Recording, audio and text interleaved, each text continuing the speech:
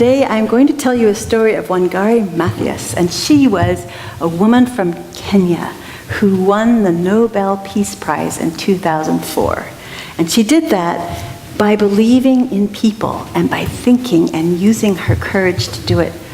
She heard people in Africa, in Kenya, bemoaning the fact that it was terribly dry and hot and there was no shade and no firewood, so they couldn't get warm in the nighttime or cook their food. So she thought, what can we do? We can plant trees. And so she started this huge movement called the Green Belt Movement, and they planted over 30 million trees in Kenya. And then they have inspired people all around the country to keep planting trees and to do what is right. She helped a lot of civil rights. She fought for civil rights and against women's oppression, and she made a huge difference in this world. And we have this story called The Hummingbird that she told. And it was about a huge, beautiful forest, but it was very dry and hot. And one day, the little animals smelled smoke, and they looked around and there was a fire. And they got really scared, and they all decided to leave, and they flew and ran and jumped and hopped and slithered out. And they gathered by the side of the river, and they looked at the big fire roaring in what used to be their home. Oh, what can we do? This is so terrible. And everyone was talking to the big elephant. Oh my goodness, this is terrible, he thought. And the little monkeys, they were falling everywhere and jumping and, oh my goodness, pulling out their hair. What are we to do? What are we to do? There's nothing we can do, nothing. And then they saw this little green dart. Bzz. And they're like, who was that? Did you see that? Bzz. Down to the river, this little dart flew. Bzz. Back over to where the fire was. Who was this?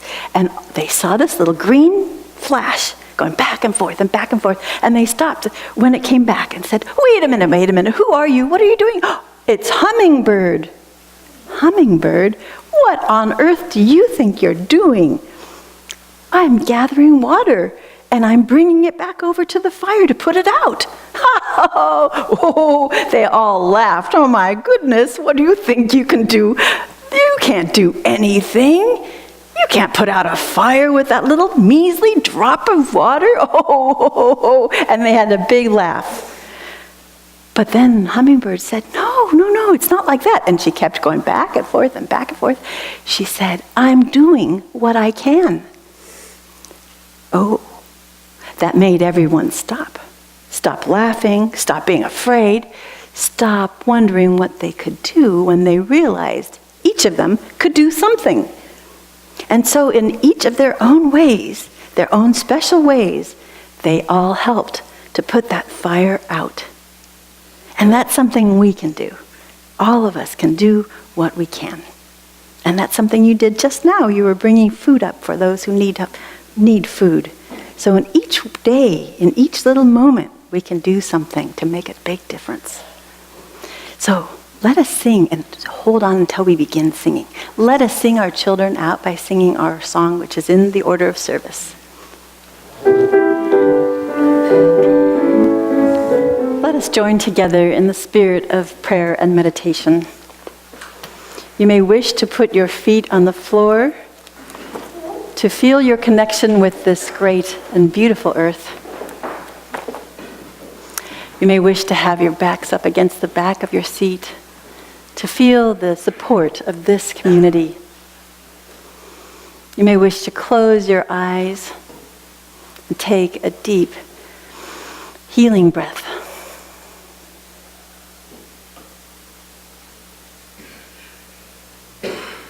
I'll read some words from Marianne Williamson, and then we will share some silence together.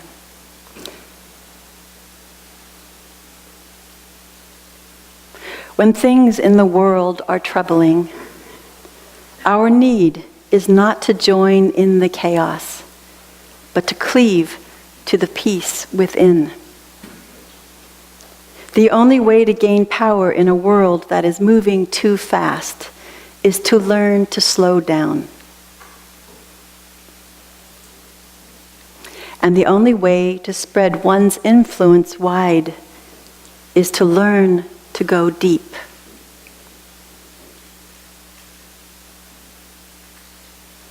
The world we want for ourselves and our children will not emerge from electronic speed, but rather from a spiritual stillness that takes root in our souls.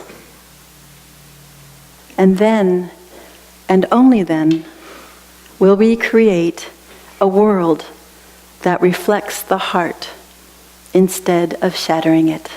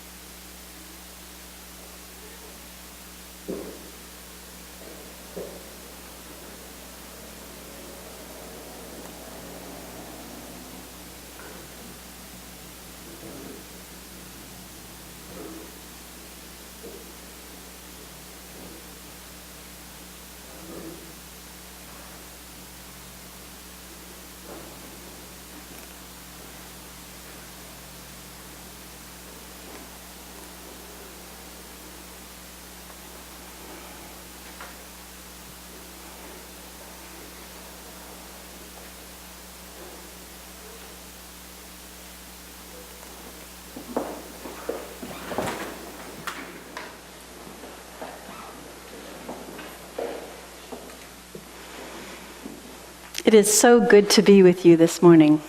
Thank you for inviting me.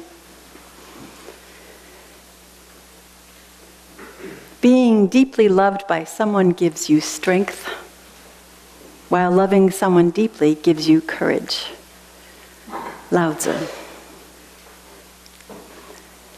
Having failed to escape Sweden in the dark hours of October 2nd, 1943, my grandmother, Melita Motland, returned to her apartment with her son in Copenhagen to make arrangements for her possessions and belongings.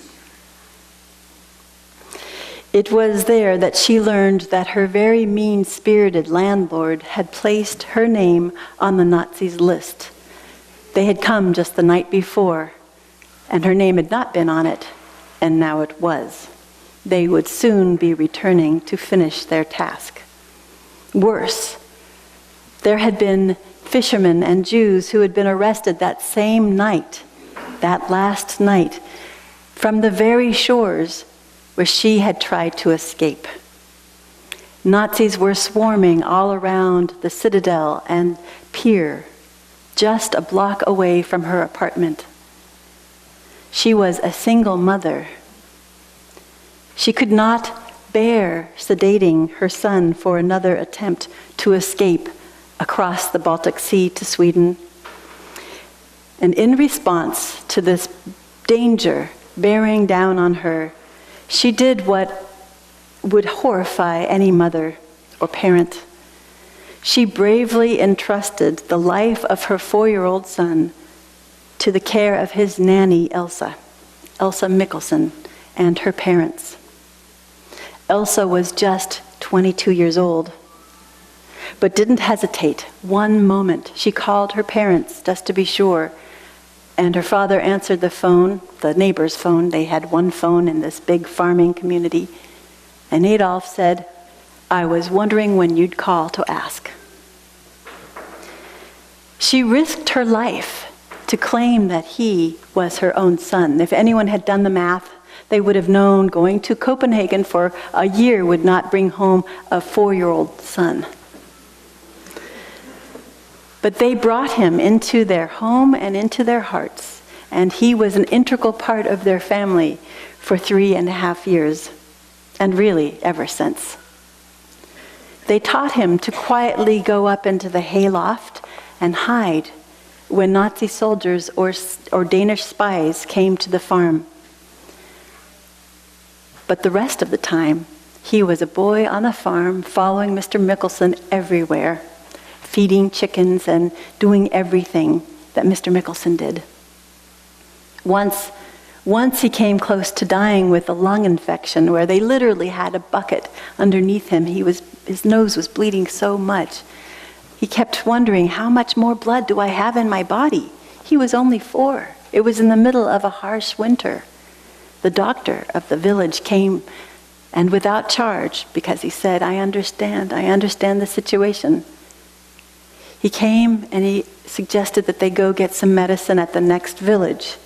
Mr. Mickelson and their neighbor with a sleigh went through this deep snow to go get the medicine. And Peter recuperated only to grow strong and brown in the summer, which is very lucky for me because he is my father, sitting right over there. The story I tell has captivated me since I was a little girl.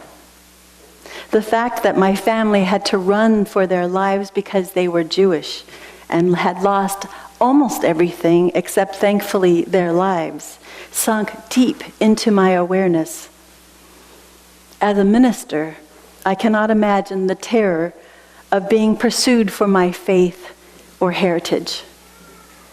Nor can I fathom the agony of parting from my children to save them, not knowing if I'd ever see them again. On a more banal level, I can't picture having to fling my life's work and home into the chaos of war, having to leap to another safe country, though I know people do it every day. But there is more to this story beyond a tale of loss and destruction. 70 years later, the world now turns to this unique story of Danish courage and their refusal to dehumanize a people, as so many others had. Their examples challenge complacency that too often characterizes our world today. That tiny little country saved over 7,000 people in just over 2 weeks' time without, without the benefit of cell phones, the internet, or a central organizing agency. They resisted complacency even in the face of grave personal danger and the enormity of the task. They did not throw up their arms, defensively retorting, "What are we to do? We're an occupied country. We have families. It's dangerous. I don't have time." Or any other excuse that I know we often conjure when we're facing a critical and risky decision to help another. For those who were hidden, families opened to embrace children like my father.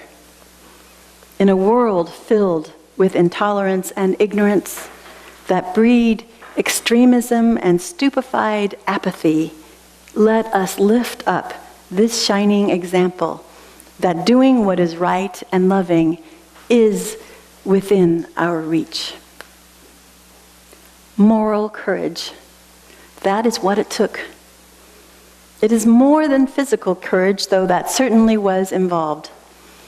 In his book, Moral Courage, Rushworth M. Kidder defines moral courage as the courage to be moral.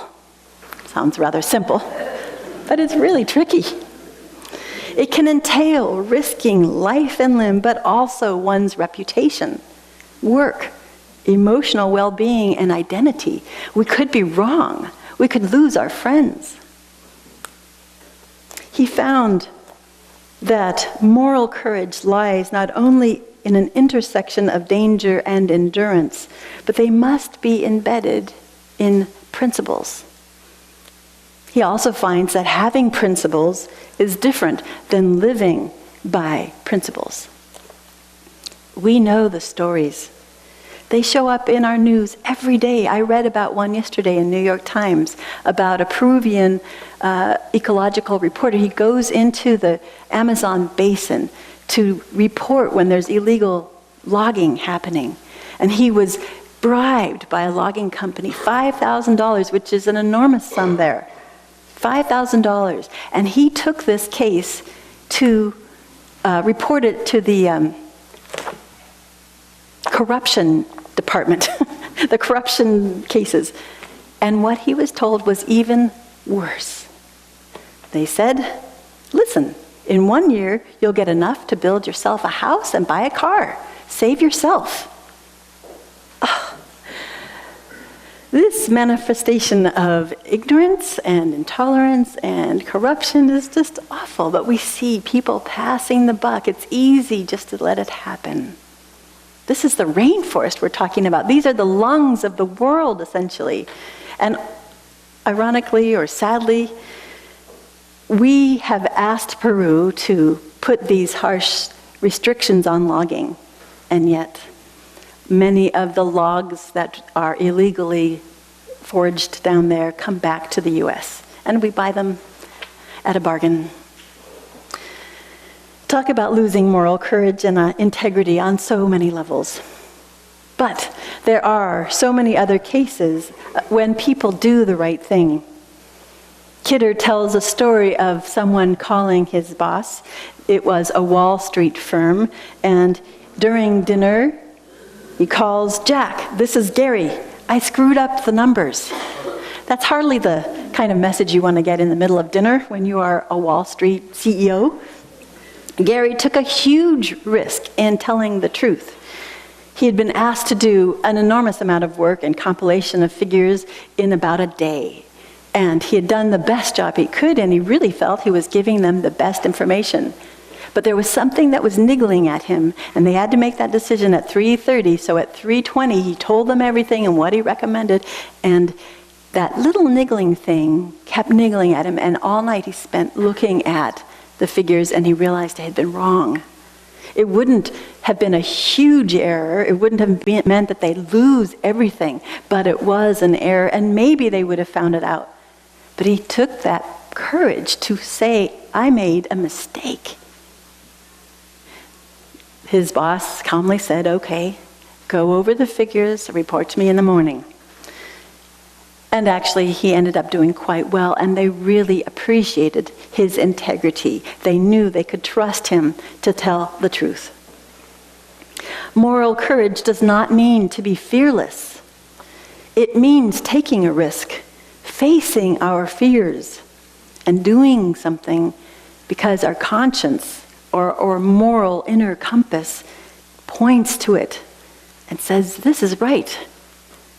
I know how precious my conscience is to me. At night I go to bed and I think, what's weighing on my conscience? Is there anything I should have done differently? There are times when I've been too afraid. I know I was a student chaplain at Bellevue Hospital, and there was a woman having a huge emotional break. I mean, it took maybe 10 people to hold her down. It was beyond anything I'd seen. And I had my badge right here, and I went like this. I didn't know what to do. There was nothing I could think of doing that would help this woman or them. And so I left. And that was not my proudest moment, I'll tell you that. What I do know is that when I do step forward and do what is right, what I feel deeply to be right, I feel this enormous sense of being alive, this fullness of life, of joy. I mean, my heart is pounding really hard usually. The terms moral or morality have often been snatched away. I remember the moral majority. Who wanted to use that term at that point? We didn't want to sound kind of saccharine or very narrow-minded. And then also recently we've sort of relativized the term. Well, everyone has their own, to each his own. And that really undermines the strength of that term. But Kidder, he started the Institute of Global Ethics, and he begs to differ that it's all relative. They conducted hundreds of studies on principles with countless sorts of people, from Ohio to China, from students to prisoners, from people from 40 different countries and 50 different faiths, ages 8 to 90. What they found was remarkable. Essentially, humans agree. We may use slightly different terms, but they sort of end up in these categories. We agree that our top principles, our top very deepest values, are truth, compassion, responsibility, respect, and justice. We can engage in deep moral conversation and find fertile common ground. We need to make room in our lives to do this, to hear each other's stories, to feel our principles deeply, and to know them, so that when we face something like that, the guy on the Wall Street firm, when we face that feeling of, I've done something wrong, or I need to do something about this, it can go along. It's like the boat you were singing about, the sailing. It's like the wind that sails our ship of values. What also matters are the boundaries that we extend when we apply our values. Kidder cites how the mafia is known for its true devotion to its family and deep felt respect and responsibility to its family. But then they're ruthless for everybody else. So that's not quite what he means. We need to extend that circle. How broadly do you extend your values, that circle of values? I remember when I first came to Santa Paula, it was my first congregation I served, and I joined the ministerial association there. And I thought, oh yeah, what a sleepy little town, a little sleepy little association. I'll join it because everybody else has and I ought to. So we were discussing at our first meeting, World Day of Prayer Service. And they were debating as to whether it would be focused on Jesus or focused on community service. And I felt, I wonder, I think this is where they're drawing a boundary, and I'm going to be on either side, one or the other. Not that I would be not for Jesus, but just, we are very broad-minded in our theology here as Unitarian Universalists. I could do prayer if we were focusing only on Jesus, but they chose community service, and I thought, oh, I'm in. Suddenly I wanted to be in. And then I got a call. I was in Boston for a training. It was the president who had not been there, but he had been at another meeting that I couldn't be at.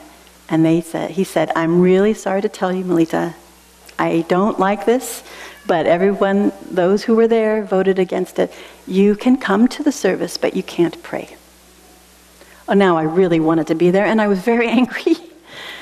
So I brought my congregants with me, those who wanted to come, just to show that we weren't sprouting anything right here.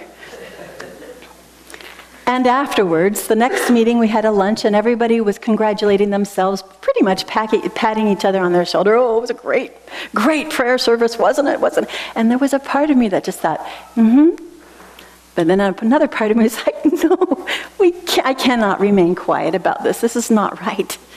So I asked them at the very end, they're all about ready to go. And I said, why did you disinvite me to speak? Oh, our heart rates, mine were included, and blood pressure just shot up out of the roof practically. And the Episcopal minister or priest said, what? He didn't know. He had not been at that meeting. If this is the way we are going to do it, I am not a part of this association. And then the Church of Christ minister said the same thing. And then he quoted Edwin Markham's poem. They drew a line that shut me out, heretic, rebel, a thing to flout. But love and I had wit to win. We drew a circle that brought them in. From my taking that courage to say, hey, what about this? It opened up a whole dialogue that we had for a good year about what are we here for as an association. And we decided we're here to serve. And who wasn't at our table already? Who hadn't ever been at our table? Oh, the Jewish leaders, Baha'i, the Mormons. We let them in and invited them. Unfortunately, some more conservative ministers could not live with this and left, started their own little tiny association of something. But in a year I was president, and we did all sorts of amazing things together, really listening to each other's voices and hearing our different faith perspectives.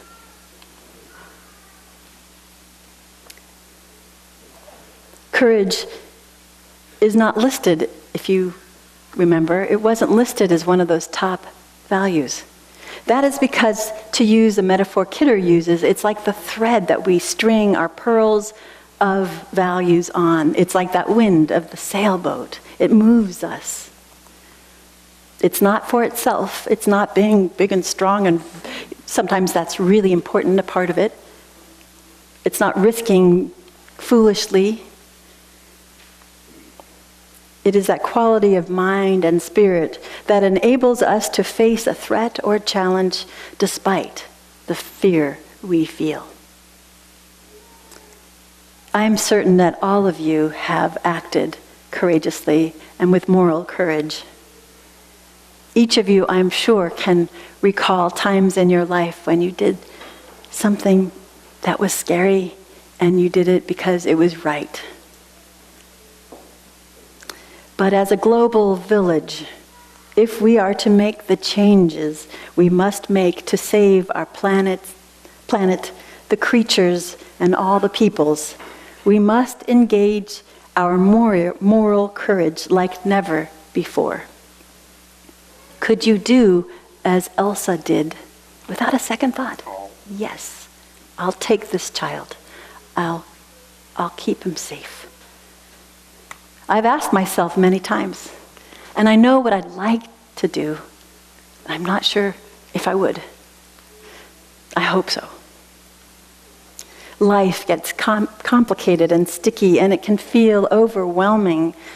But like that little hummingbird in my story earlier, we can do what we can. Elsa did what she could do. And that is all, and that is enough. What matters, it seems, is having those conversations about what our values are and embedding them deeply into our lives, into our consciousness.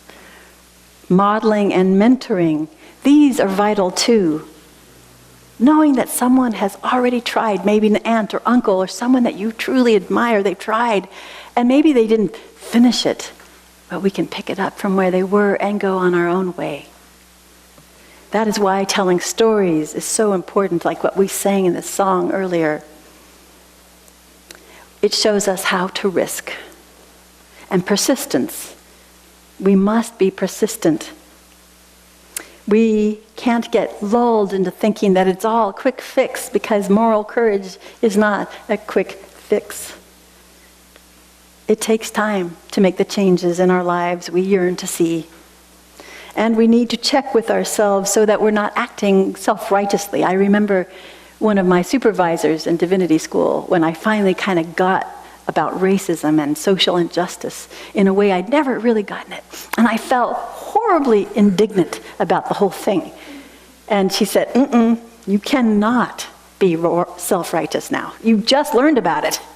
You need to make room for people who are always learning, never in a self-righteous way, but welcome people who start to question, who just open that little bit of door and invite them in. Yeah, there are different ways of being, different ways of thinking. Come on in, you're welcome. New York University professor and author Irshad Manji is phenomenal. She has started the Moral Courage Project. And she offers a fresh and dynamic message to the world. She asks her students, what does your life stand for? And are you willing to risk it? What does your life stand for? She encourages people to be moral courage. She finds people who've transformed their lives and embody this moral courage. She has found, and then she does these little vignettes on it. She's found someone, a whistleblower from on the EPA, a Muslim woman who sings about women's oppression, a former gang member who goes around the streets to help keep it safe, to deter violence, a female Orthodox, the first female Orthodox rabbi, a Nazi, a former Nazi working with a rabbi to address hatred. These are people that tell these stories, and I suggest you go to YouTube and look them up. Just look up moral courage, and it's fantastic. These stories enliven and strengthen us. A part of the answer, aside from being well familiar with our own principles, is having a sense of humor. In Denmark, 1940, April 9th, they were invaded and became an occupied country in 45 minutes. They couldn't fight. There just was no point. They would have ended their country if they had tried. But there was an underground movement of resistance, and it grew substantially throughout the years. And I love this one, just thinking about Danish humor, which I love, humor anywhere. In their big city hall, or city court, they had, the Nazis had brought this huge tank to deter anyone who thought about doing any kind of resistance, this big, threatening thing right in the middle of their community area. But one morning, going to work, what they saw was a sign that someone had just dropped off right in front of it, and it said, "For sale."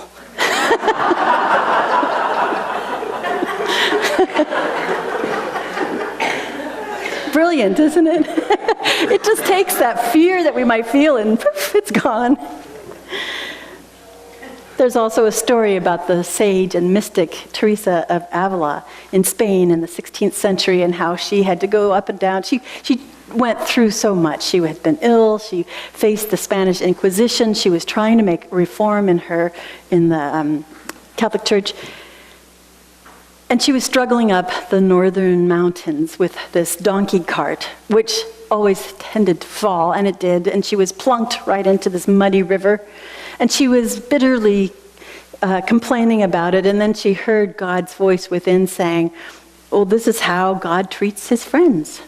To which she humorously retorted, "Yes, my Lord, and that is why you have so few of them." In the face of overwhelming challenges we see in the world, we cannot help but ask if we have the guts to challenge with grace and humor and wisdom all that we need to challenge. Kidder tells a telling parable. While writing an article on global education, he interviewed hundreds of people, but several of them were African American men who'd come from a particular part of, I think, New York. They had no support in their families. They had come from extremely violent neighborhoods. No one in their lives seemed to care, and yet they had made it. And individually in their interviews, they pointed to one single person, old Mrs. Smith in 4th grade. She was enough. She had made that huge difference in their lives. We look to this and to similar stories in the world with awe and gratitude, for they reveal our human potential to muster courage, live compassionately, and act with integrity, as old Mrs. Smith and Elsa and her family did, because, as Elsa said, it was the right thing to do. We didn't give it a second thought. So may it be. Amen.